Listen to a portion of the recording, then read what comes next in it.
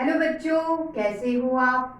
आज मैं आपको पढ़ाऊंगी आपकी बुक का चैप्टर नंबर 12।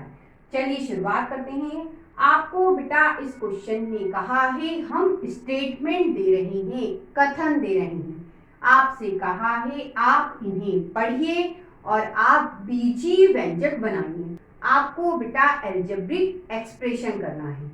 चलिए शुरुआत करते हैं। आपको इस क्वेश्चन में कहा है subtraction of z from y। Hindi में बात कर लेते हैं।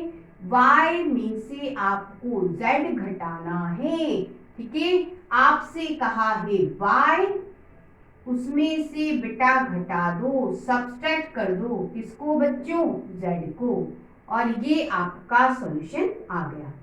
ठीक, अब इधर देखो, यहां कहा है 1/2 of the sum of the numbers x and y। क्या मतलब हुआ? यहां से चलो, सम बोला है x और y का, तो सम कर दिया x और y का, दोनों को जोड़ के लिख दिया, प्लस करके लिख दिया। ठीक, फिर उन्होंने कहा इस सम का क्या करना है? 1/2 करना है, आधा करना है। तो इनटू क्या कर दोगे? 1/2। तो क्या हो गया बेटा? 1/2 x प्लस y, और ये आपका आंसर है। अब बच्चों आपको इस क्वेश्चन में कहा है z में मल्टीप्लाई करना है इट सेल्फ का, तो बेटा z लिखा और उसी का ही उसी में मल्टीप्लाई करना है, मतलब z का z में मल्टीप्लाई। ठीक है, क्या आएगा बेटा?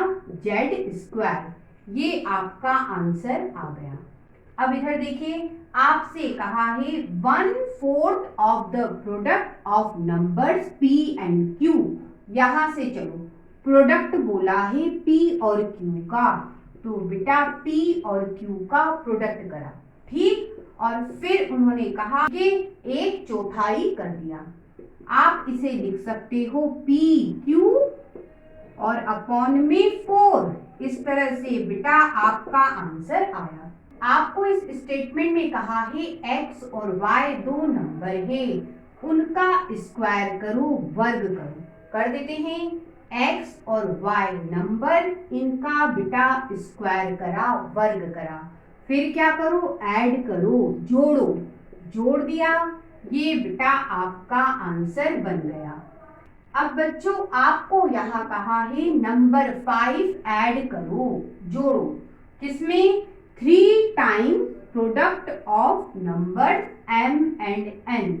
यहां से शुरुआत करो, product of number m and n, m और n का गुणा करो, तो m और n का गुणा करा। ठीक है, फिर उन्होंने कहा इसका क्या करो? 3 टाइम्स करो, 3 गुना करो, तो बेटा 3 से कर दिया मल्टीप्लाई। अब ये जो आया इसमें क्या जोड़ना है? तो उन्होंने कहा 5 जोड़ दो, तो बेटा ये 5 हमने जोड़ दिया और ये आपका आंसर बन गया।